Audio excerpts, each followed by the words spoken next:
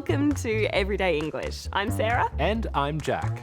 Today we're going to be talking a bit more about families and how to describe our family members. Sarah, you've got 2 siblings, is that right? I do. I've got 2 younger brothers, Daniel and Luke.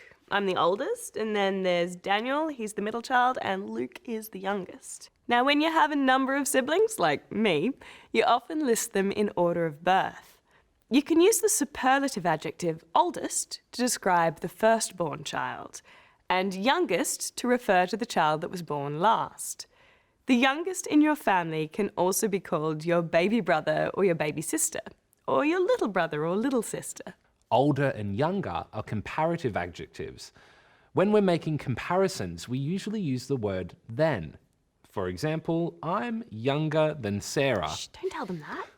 We often use comparative and superlative adjectives to talk about our family members and compare them to others. For example, my brothers are taller than me.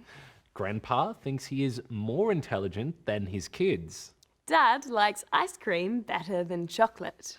My stepbrother is the shortest in the family. Uncle James is the most patient of all my uncles. Make sure you use the right plural form when you're talking about more than one family member.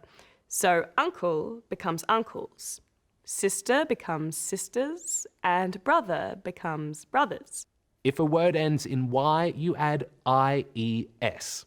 For example, baby becomes babies. If you wanted to provide more information about your family members, then you could talk about where they grew up, their schooling, careers, relationship status, or hobbies. You could also mention how they're related to you. Let's listen to some people talk about their family members. Is this your family? Yeah, so this was taken at my cousin's wedding.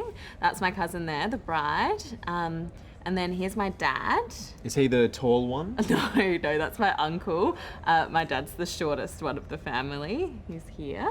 And then my 2 sisters. Oh, I didn't realise you had sisters. Yeah. Are they younger or older? They're both younger, so I'm the oldest of the family. And then there's Tegan, who's the middle child. And then Sophie, who is the youngest, but she's the tallest of the family too. So she's amazing at sport.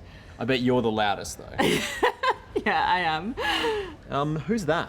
That's my cousin Emma. So she was born in Darwin and grew up on a property in the Northern Territory with my auntie and uncle and her brother Joe.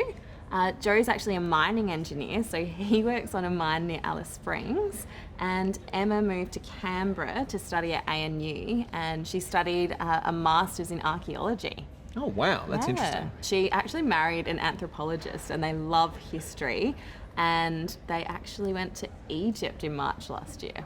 Wow. Are you catching up with them soon? Yeah, I'm actually seeing them this weekend on Sunday at lunchtime. Oh, awesome. Now, when we're talking about the lives of our family members, we often use prepositions. In, on, and at are prepositions of time and place. You can use them to talk about places.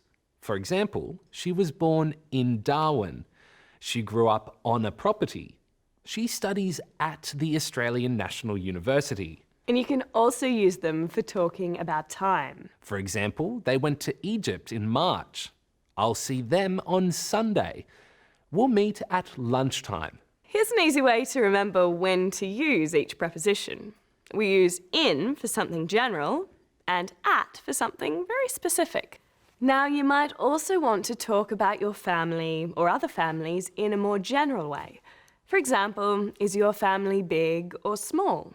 Are you closer to your immediate family or your extended family? Or is there any such thing as a normal family? What do you think, Jack? There's definitely no such thing as a normal family. Families come in all shapes and sizes, but they're always interesting to talk about. Well, that's it from us for now. We'll see you later.